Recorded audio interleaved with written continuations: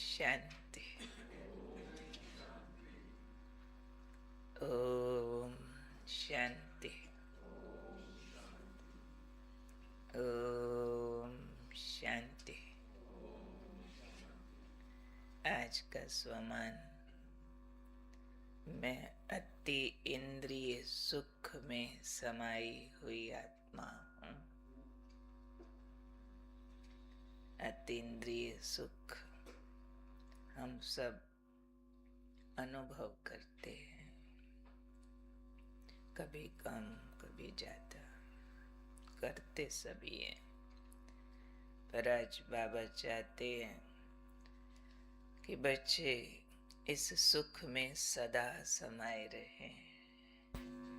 बाबा ने मिसाल बहुत अच्छा दिया है, जैसे जो सागर के जीव जंतु होते हैं ना, वो पानी में ही समाये रहते हैं।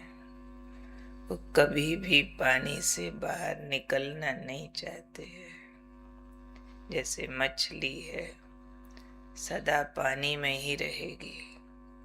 सागर या पानी ये उसका संसार है। मछली के लिए बताते हैं ना, 2 मिनट भी पानी से निकालो मर जाएगी। कमाल की बात है ना। पानी में ही समाई रहना चाहती है। पानी ही इन जीवों का संसार है। तो बाबा ने कहा, वो हैं उस पानी के जंतु और आप हो कौन?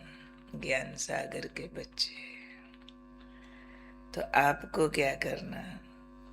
आपको भी ज्ञान सागर में समाये हुए रहना।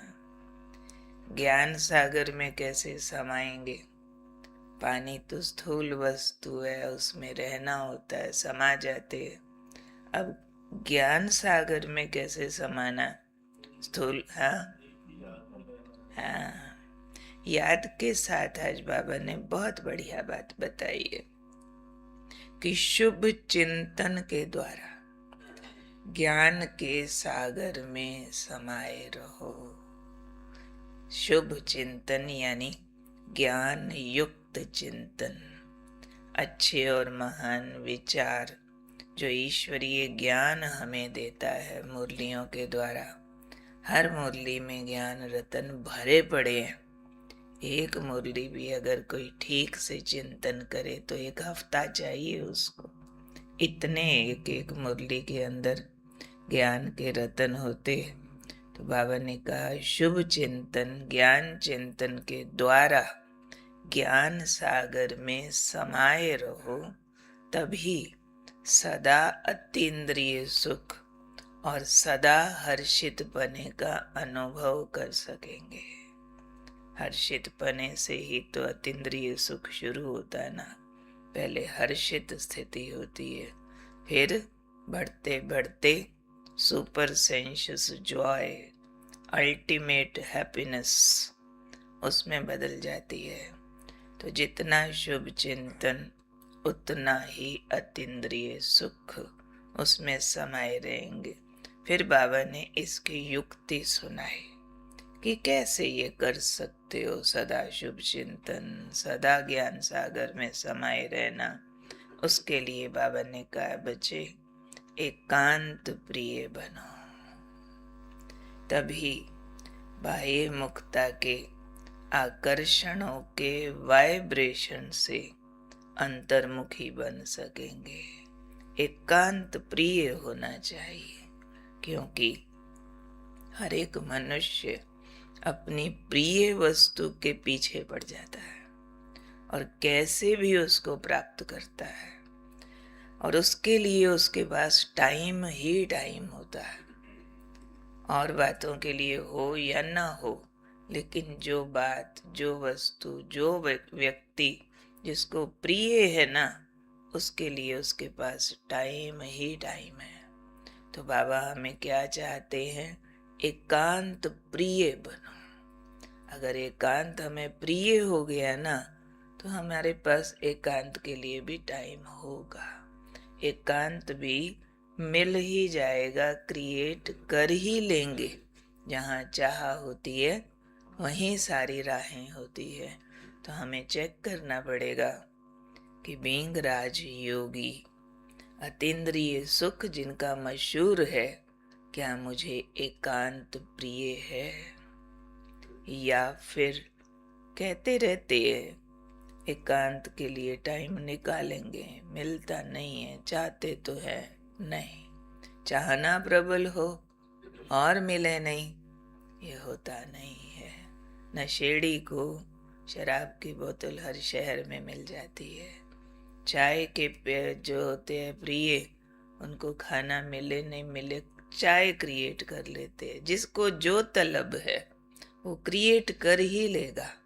इसलिए आज बाबा का डायरेक्शन है हम बच्चों के लिए, एकांत क्रिएट करो, एकांत वासी बनो। बार बार, भले इसका ये अर्थ नहीं है काम छोड़ के कहीं सुनसान जगह पे जाए बैठे रहो, नहीं। दिनचर्या के बीच बीच में ऐसे पॉजेज कंपल्सरी होने चाहिए। जैसे बाबा कभी साकार मुरली में कहते हैं, बच्चे पहाड़ियों पे चले जाओ, बच्चे बगीचे में चले जाओ। उस दिन भी बाबा ने मिसाल दिया, जैसे पादरी लोग होते हैं बगीचे में एकांत में चले जाएंगे, क्राइस्ट की याद में दाएं बाएं देखेंगे भी नहीं। ऐसे कई ब्रह्म ज्ञानी होते हैं, उसी स्थिति में शरीर छोड़ देते हैं, सन्नाटा हो जाता है। तो उस स्थिति के लिए हमें एकांतवास क्रिएट करना। भले घर में कोई कोना क्रिएट करे, भले छत मिले तो जाए, भले बगीचा होवे तो, पर पूरी दिनचर्या में ये वाली नशे की स्थिति लाना अनिवार्य सब्जेक्ट होना चाहिए, ताकि अब समय आ गया है हम उस अवस्था को प्राप्त हो जाएं जिसमें हमारा अतीन्द्रिय सुख निरंतर हो, हमारी हर्षित स्थिति ब्रेकलेस हो, कोई भी बातें और चीजें उसको भंग न कर सके। इतनी ज्यादा ज्ञान की उच्च दर्जे की बातें हमारे मन बुद्धि में होनी चाहिए, क्योंकि चारों तरफ अज्ञान की भाषा प्रभावशाली बहुत है, जो ज्ञान के नशे को भंग करती है, या फिर हर्षित पने को, सुख को भंग करके दुख की फीलिंग लाने वाली। चारों तरफ अज्ञान के बादल हैं, अज्ञान का धुआं है, वो बार बार हमारे सांसों में जाता है। तो बार बार उसको हमें ज्ञान की काट देनी है, ज्ञान के उत्तर देने हैं, ताकि अंदर से आने वाले अज्ञान के जो धुएं हैं, जो दुख पैदा करते हैं, खुशी खत्म करते हैं, हम उसको रिप्लेस कर सके। तो क्या करना है, मुरली बार बार पढ़नी है, रटनी है, रिवाइज करनी है, उसको जीना है, उसके जो टच करते हैं महावाक्य उसको पीना है, सारा दिन घुले रहे, हमारे मुख से उच्चारित होते रहे, कोई मिले ज्ञान भाषा निकले, अज्ञान भाषा जल्दी ना चल पड़े मुंह से। कई होते आपस में मिलेंगे, जूता कपड़ा सैंडल बच्चे दुनिया भर की बातें कर लेंगे। अच्छा आज बाबा ने क्या बोला, क्या बोला, क्या बोला, क्या बोला, दिमाग पे जोर लगाना पड़ेगा, होना उल्टा चाहिए। स्थूल बातों के लिए दिमाग पर जोर लगाना पड़े और ज्ञान झरझर झरता जाए, दिमाग में ऐसा छपा हो। तो जब भी मुरली सुनो, जिसको भी पॉसिबल होता है, थोड़ा बाबा रूम में बैठकर, नीचे क्लासरूम में बैठकर रिवाइज करके जाओ, अंदर छाप के जाओ, और ऐसा जो घर तक बाजा बजता जाए, आज बाबा ने क्या बोला, क्या बोला, क्या बोला। ये नहीं मुरली सुन के उठे और कारोबार ही बुद्धि में टपकता रहे, ये करना वो करना, यहाँ जाना वो जाना। हाँ जाना आना खाना कमाना कर रो, पर बजे ज्ञान की भाषा, बजे वो। तो अतीन्द्रिय सुख सदा उसमें हम समाये रहे, उसके लिए शुभ चिंतन के द्वारा ज्ञान सागर में समाये रहे, उसके लिए एकांत प्रिय बने, एकांत वासी बने, और बाह्य मुखता के आकर्षणों के वाइब्रेशन से बचने का पूरी मेहनत करे कि ये बाहर की दुनिया के वाइब्रेशन मेरे अंदर प्रवेश न करे। उसके लिए ये स्ट्रॉन्ग शील्ड है जो बाबा ने कहा, एकांत प्रिय और शुभ चिंतन, ज्ञान चिंतन। ठीक है।